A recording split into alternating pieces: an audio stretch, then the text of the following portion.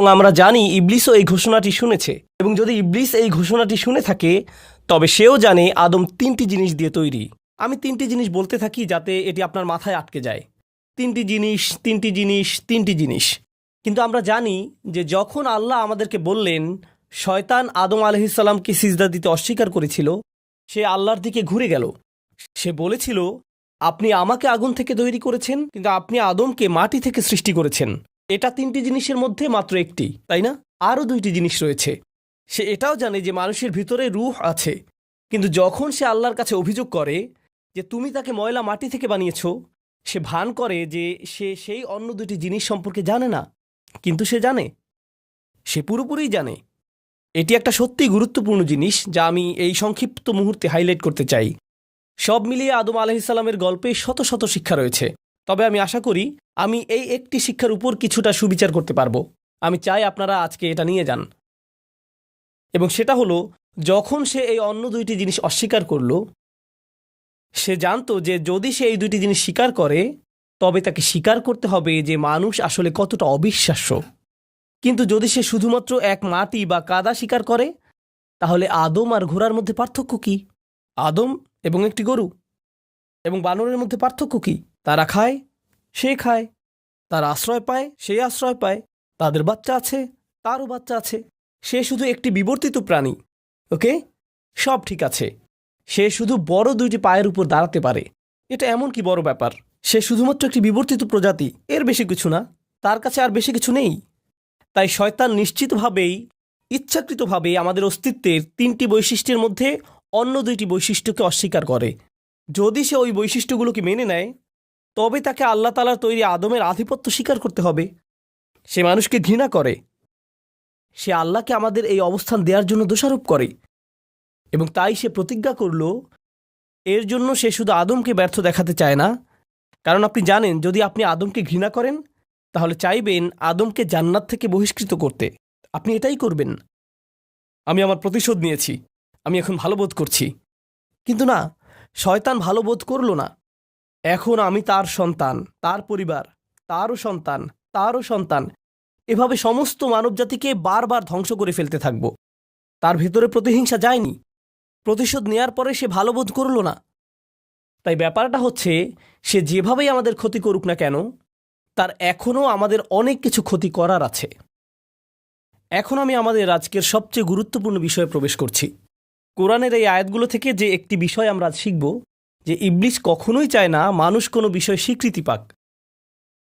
এবং তার অনেকগুলো সাফল্যের মধ্যে একটি বড় সাফল্য হলো যদি সে আপনাকে এবং আমাকে বোঝাতে পারে যে আসলে আপনি যোগ্য নন। বর্তমান বিশ্বের সবচেয়ে বড় সংকট একজন মানুষ হিসেবে নিজেকে সম্মান করার জন্য নিজেকে মূল্যায়ন করা। বিশ্বজুড়ে পরিবারে এমন লোকদের সংকটের মুখোমুখি করা হয় যারা নিজেদের মধ্যে কোনো মূল্য দেখতে পায় না। আগে আমি একটা চাকরি করতাম, কিন্তু আমি এখন অবসর নিয়েছি। কেউ আমার মতামতকে গুরুত্ব দেয় না, কেউ আমার মতামতকে গুরুত্ব দেয় না। আমি জানি আমি মূল্যহীন। আমি সারাদিন ঘরে বসে থাকি। আমার ছেলের চাকরি আছে, আমার মেয়ে কলেজে যায়, আমি এখন শুধুই অকেজো। আমি সবার উপরে বোঝা হয়ে গেছি। বাড়িতে একজন বৃদ্ধ লোক বসে বসে সারাদিন চিন্তা করতে থাকে যে তিনি সম্পূর্ণ মূল্যহীন। আমি যা করতে পারি তা হলো মসজিদে যাওয়া এবং ফিরে আসা, কিন্তু আমি আমার ভিতরে এই অস্থিরতা নিয়ে বেঁচে আছি। এর চেয়ে ভালো হতো যদি আমি মরে যেতাম। সে এই চিন্তাগুলোর ভিতরে ভিতরে করতে থাকে, কিন্তু সে বলে না। কখনো কখনো তিনি এমনটাও বলেন যে সে সম্পূর্ণ অপদার্থ হয়ে বেঁচে আছে। এমনকি একজন যুবক তার যোগ্যতা নিয়ে কটাক্ষ শুনে বেঁচে থাকে। সে ভাবে আমার ভাই স্নাতক করেছে, আমার চাচাতো ভাই চাকরি পেয়েছে, বাকি সবাই ভালো করছে, তিনি ইতিমধ্যে বিয়ে করেছেন, আর আমার দিকে তাকাও, আমি কিছুই পাইনি। আমি এইগুলোর কোনোটিই সম্পূর্ণ করিনি। আমি এতগুলো বছর নষ্ট করেছি। আমার এটা করা উচিত ছিল, ওটা করা উচিত ছিল। সবাই আমাকে বলে আমি একজন পরাজিত। আমি অবশ্যই একজন পরাজিত। ইবলিস কি করতে চায়? সে আপনার জীবনে আপনার চারপাশের লোকদের কিছু বলতে চায়। তারা আপনাকে এমন কিছু বলে যা আপনাকে অকেজো, অপদার্থ অনুভব করায়। এমনকি তারা এটা বুঝতে পারে না যে তারা এটা করছে। এমনকি তারা এটাও বুঝতে পারে না যে তারা আপনার উপর প্রভাব ফেলছে।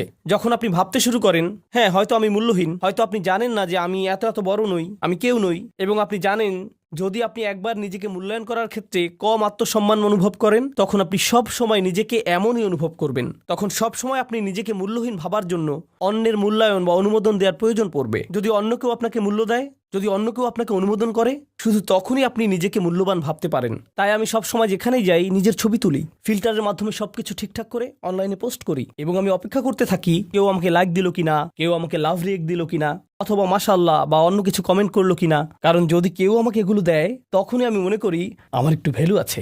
ওকে, এখন আমি কি করব? আমার আরো মূল্য দরকার, কারণ আমি আবার মূল্যহীন হয়ে গেছি। আমি 2 দিন ধরে কোনো কিছুই পোস্ট করিনি, আমাকে আবার ফিরে আসতে হবে, আমাকে আবার বুঝতে হবে কেউ আমাকে মর্যাদা দিচ্ছে।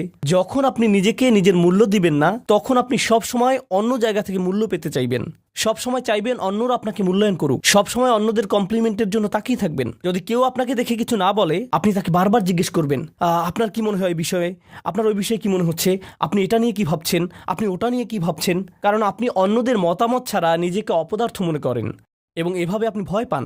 এবং যখন আপনার কম আত্মমর্যাদা থাকবে, তখন আপনার কোনো অধিকারের ব্যাপারে আপনি ডিল করতে পারবেন না। আপনার চারপাশে লোকজন যা বলবে তাই, তারা আপনাকে অপমান করবে, এবং আপনি মাথা নাড়বেন যে হ্যাঁ এটাই তো, আমি তো এরই যোগ্য, কারণ আমি তো ময়লা, কারণ আমি তো মাটি, আমার তো এর চাইতেও খারাপ কিছু পাওয়ার কথা ছিল। যাই হোক না কেন, মাঝে মাঝে এমন কিছু মানুষ আসে এবং বলে, তুমি জানো তুমি তো কুকুরের চাইতেও খারাপ আচরণ ডিজার্ভ করো, তোমার তো খুশি হওয়া উচিত যে আমি তোমার সাথে এমন কোনো আচরণ করিনি, তুমি তো ভাগ্যবান যে তুমি এর চাইতেও ভালো আচরণই পেয়েছো। এবং আপনি যদি এই ধরনের কথা অনেকবার শুনতে থাকেন, তখন কি হবে? আপনি এগুলো দ্বারা প্রভাবিত হতে শুরু করবেন। কারণ মানুষ যদি প্রথমে কিছু প্রত্যাখ্যান করেও, যদি সে এগুলো অনেক বেশি সময় ধরে শুনতে থাকে, আপনি এর দ্বারা প্রভাবিত হবেনই। আপনি এগুলো আপনার ভিতরে দেখতে শুরু করেন, আপনি আপনার মধ্যে অন্যদের জন্য, এমনকি নিজের জন্য বিদ্বেষ তৈরি করতে শুরু করবেন, এবং তারপরে আপনি কেবল আপনার ভিতরে এই প্রতিশোধ সবসময় অনুভব করবেন। তখন নিজের মতামতের চাইতেও অন্যের মতামতকে গুরুত্ব দিতে শুরু করবেন। আমার কথা তেমন ভালো না, অন্য সবার কথা ভালো, নিজেকে বোঝা মনে হবে, কারণ আপনি কাউকে কিছু দিতে পারছেন না। আপনি যখন এরকম ভাবতে শুরু করবেন, তখন এটি শয়তানের একটি মহান বিজয়। কারণ শয়তান বলে যে আমি বলেছিলাম না, মানুষ শুধু ময়লা ছাড়া আর কিছুই না। তার দিকে তাকাও, কি ভারসাম্য, কি চিন্তা, কিসের নিয়ম নীতি। আপনি এবং আমি এই পৃথিবীতে আসার আগে আল্লাহ কি করেছেন? আমাদের পিতাকে যা দেয়া হয়েছিল, তার জন্য আমাদের দেহের সৃষ্টি করা হয়েছিল। তার উপরে তিনি আমাদেরকে আল্লাহর সমস্ত সৃষ্টির উপরে সম্মান দিয়েছেন, এবং আল্লাহর সমস্ত সৃষ্টি আমাদেরকে একটা মিরাকেল হিসেবে দেখে। আমরা সবাই, এমনকি আল্লাহর সৃষ্টিগুলো আমাদেরকে আল্লাহর অলৌকিক সৃষ্টি হিসেবে দেখে। আল্লাহর কৃতকর্মের প্রতি বিস্ময়ে সিজদায় পড়ে। এখন বেহেশতের ফেরেশতারা এমনকি আদমের প্রতি ইমপ্রেস, এমনকি আদমের প্রতি তারা মুগ্ধ।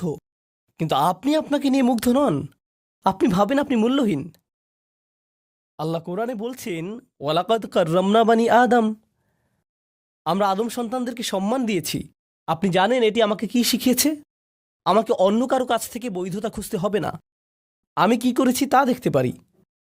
আমি একটা ভালো চাকরি করছি, অথবা আমার খাবার পরীক্ষা করা উচিত, আপনার এই শিক্ষাটা নেওয়া উচিত নয়। অথবা আপনি জানেন কি আপনার এখন অন্য কারো মতামত নেওয়ার প্রয়োজন নেই, তো এখন আমি বাড়িতে যাচ্ছি এবং খাবারের সমস্ত লবণ ঢেলে দিব এবং তারপর রান্না করব। এটা খেতে কেমন লাগে? আমি আপনার মতামতের কোনো কেয়ার করি না, কারণ আল্লাহ আমাকে সম্মান করেছেন।